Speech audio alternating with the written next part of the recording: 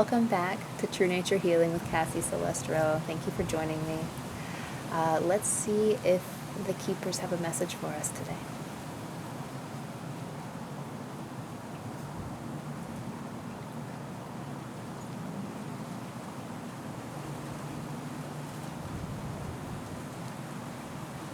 We are the keepers of light. We are so grateful that you are here with us today and that this dear one known as Cassie is bringing us through in this format to reach you all. Now, there may not be that many of you all now, and it may never grow into large amounts, but we say when you are sharing love and you are extending love from that source from which you came, that the seeds are planted, whether those are planted in the minds of those who are watching the recording, or whether the energetic effects of extending love outward are felt differently by those who don't even tune into the channel. And so this is where we want to bring your attention today. We have talked before about the oneness. We have talked before about the fact that you are made of love, from love, for love. That will never change, dear ones. And what is important for you all, whether you have a YouTube channel and you're sharing in that way, or whether you are painting art, or whether it doesn't just have to be painting, this dear one says, of course not. Whether you are creating an art, whether you are gardening, whether you are grocery shopping to fill your kitchen with food items for your family.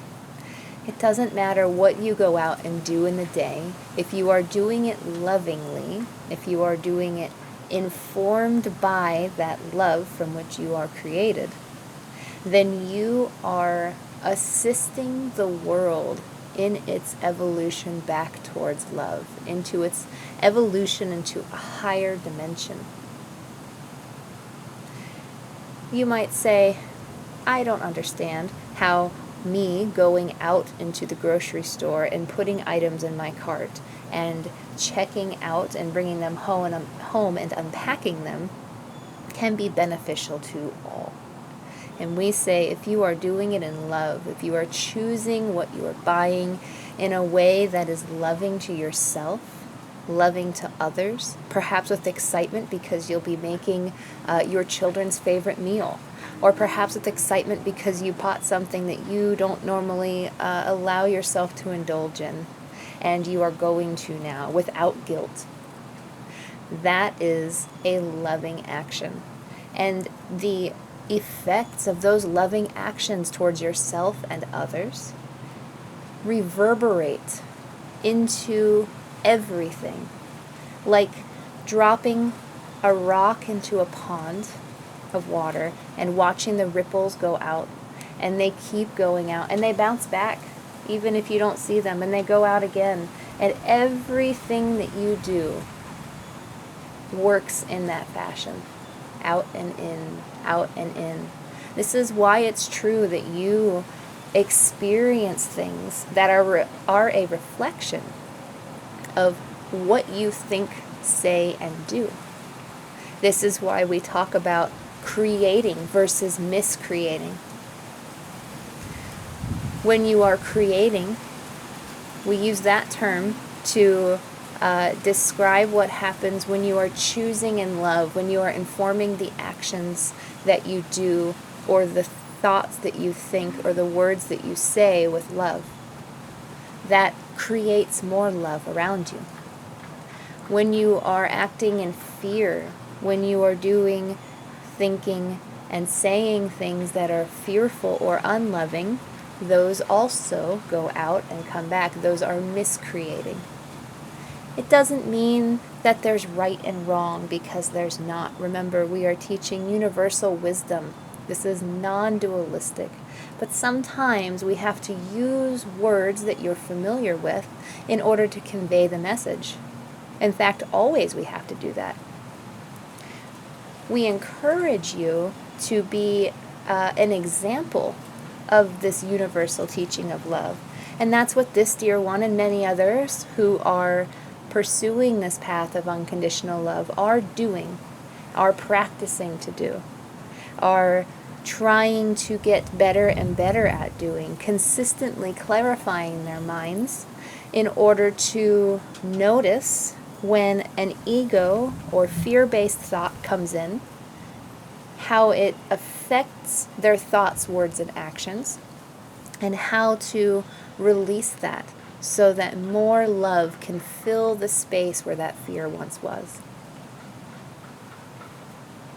It may seem to you that all of our messages are the same, and we guarantee that they will become repetitive. This is how you learn best. But it's because the truth is quite simple. It may not be easy to apply, but it's quite simple. And the truth is that you are made from this unconditional love. That is your source. Some may call it God. Some may call it all that is. You may use any word you wish, but you come from that love. And in the desire of experimentation, the desire of learning, again, what that not love feels like, you made a separate body. You made lots of separate items that you see in this illusory world of dualism. Dualism means right and wrong, good and bad. There's always an opposite. But you see, love has no opposite. True unconditional love has no opposite, because that's all that is. All the other stuff that you see, that you swim in this world, that is there because it is just a depiction of your mind.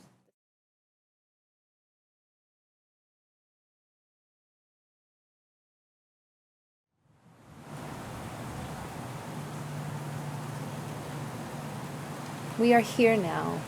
You never need worry that the messages that come through, if they are interrupted, will stop, because we are ever present. We are you, you are us. We are of that source, and we are one. We were discussing dualism. We were discussing this illusory world. The part of your mind, the split part of your mind, that part that decided it would think that it could separate from the source from which it came, which it can never do because an idea cannot leave its source. That part of you is what experiences this dualism. It's what created this dualism. And so everything that you see, all the mixed up stuff in the world, all the bad things, all the war and the hate and the fear and relationship problems and all of these things come from that part of your mind that is afraid that it cannot return back to that one love, that one place from which it came. And so the illusory world, this place that you find yourself in, feels very complex. That fear takes different forms. It looks like anger, it looks like sadness, it looks like depression, it looks like war, it looks like relationship troubles, it looks like over-identification with the body, it looks like many things, but it is all the same fear. Just like you all come from love, if you can envision a light source on a prism, and that light source that goes through a prism is broken into many pieces of light, many colors, right? That visible light spectrum that you can see. And it even has more colors beyond that that you are not able to see with your body's eyes on either side of that visible light spectrum. It's still from the same light. In the same way, if you could take fear and put it through a prism, it will take on many different forms, but it's all still the same fear.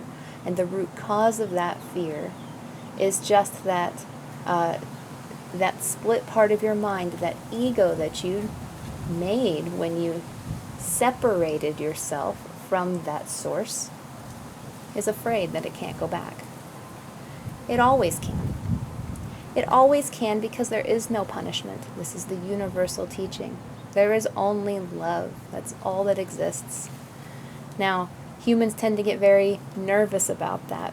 They see depictions in their stories, in their religions, in all different kinds of places, that there is punishment. That there is punishment and retribution for one's sins. We are here to say this is not true. A sin is nothing more than a mistake. Sin is a big, heavy word that has been misconstrued and focused on with a very negative light for a long time to instill more fear, to keep you in fear. And that need not be. The unconditional love source that you come from only knows love. It does not have an ego. It is not separate. It does not know fear. Fear doesn't exist. It only exists here because you create it. And so, just knowing this on an intellectual level is not how you transcend it. Just knowing this on an intellectual level will help you say, maybe there's a new way to think about these things.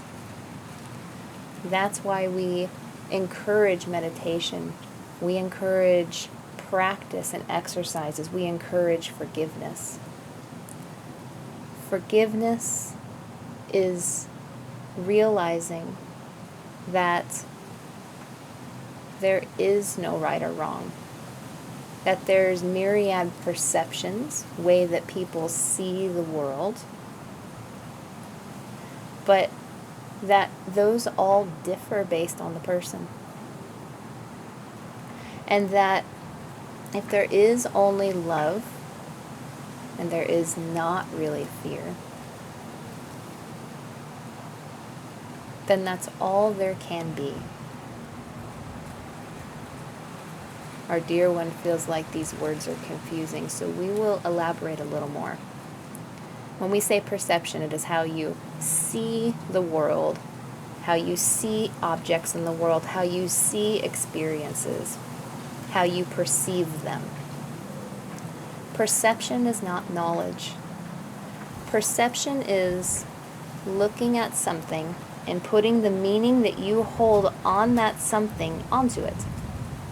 We will give a very easy example in a table. For some who see the table, they perceive that it is used as a place to eat food. For others, they see a table and they perceive it as a place to set their computer up to do work. Still others see this table and they perceive it as a blank canvas to create art, to make a beautiful artistic representation on this table. Some people may see the table and say, that's wood. It's a great fire starter. Some other people might see the table and say, this would make a great foundation for a bookcase. Humans tend to perceive an object in one or two ways. They tend to perceive situations also in one of two ways, either good or bad. There's a lot of other area in there. For someone to have perception that is healed, and what we mean by that is they utilize their perception in a way that brings them closer back to that unconditional love. That's healed perception. When you choose to do that, that is how you become forgiving. We've mentioned before that the forgiveness of which we speak is not forgiving someone for doing something wrong and placing yourself as better than them because you've chosen to overlook their misstep. This is not forgiveness. This is the ego's forgiveness. This still keeps a space between the forgiver and the forgivee. That's not oneness. That is still separation. The forgiveness of what we speak includes something like compassion. Understanding that your perception and someone else's perception of the same thing is different. And it will remain different until it's not. of course. So if you see the table as a place to eat, and someone else sees the table as a place to paint and get messy with art and create, you might butt heads. This dear one is smiling because she used to feel this way about a table in her house. The children wanted to create art on it. It made the table very messy. She wanted to eat on it. This was in the early days of her mothering. And then one day, even before she began doing this work, she realized the table could be used for more than one thing. The table could be a beautiful representation of all the art projects that have ever occurred on it, which is what it has become. And it holds memories and it holds love. And who cares if a plate doesn't sit perfectly level on this table? It doesn't matter. This is just a very tiny example, but still a mighty example, giving you a little further understanding of what it is that we're trying to convey. And so we return back to the truth is simple. You come from love. That's all that exists. Anything that you experience that is not love is created by your mind, the scared part of your mind that feels like it's separated from love and can never go back. It's afraid of punishment. And this seems like a very far stretch, right? Because you're not consciously aware of that being the root fear. And this is why we discuss, again, meditation. Those tools getting you into meditation, looking within. The world, this dualism is a distracting place. It's ever more complex. You can see that depicted in science. The farther you look into a cell, the more tiny things you see. The farther you look out into the universe, the more giant things you see, the more you find. This is just a reflection of the complexity that's within the dualism. That's all it is. And now, that's all it is. These words that we're using, we want to end with this. This does not mean that it is bad to be in this dualistic world. This does not mean that experiencing whatever feelings you have, whether you would consider them of love or not of love, is bad. It's such a hard concept for the human mind to grasp that there is no punishment, but there is none. Our desire, our purpose here, is to help you know that you can always return back to that love. That it's not anything outside of you that causes your discomfort. It's your perception of what's outside of you that causes your discomfort. It's your judgment of what's outside of you that causes discomfort. Our desire is for you to understand that if you feel uncomfortable, if you feel sad or depressed or angry, you've chosen that based on the judgment or perception you've held. And because you've chosen that, you can learn to choose differently.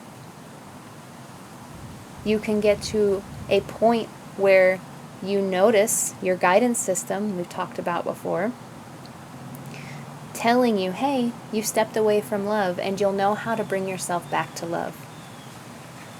These are those loving actions for yourself and for others that we've been talking about.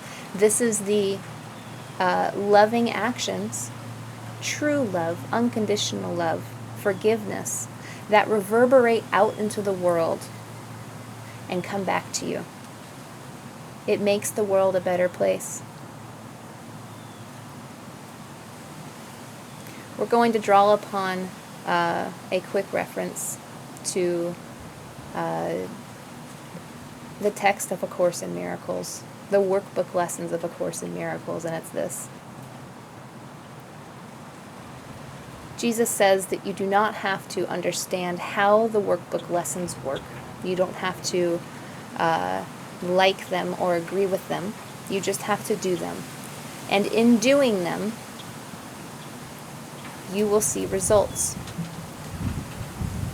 And it is the same with this message, because the same universal message is conveyed here through us, through others who are channeling similar material, and through the Course in Miracles.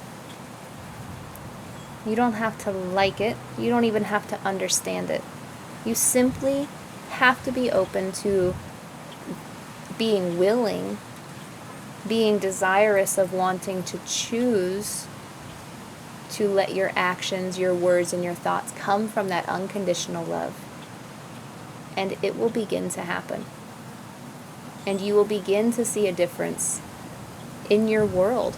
You will begin to see a difference in your perceptions. You might begin to notice that you are doing things in a different way that you would have done them in the past.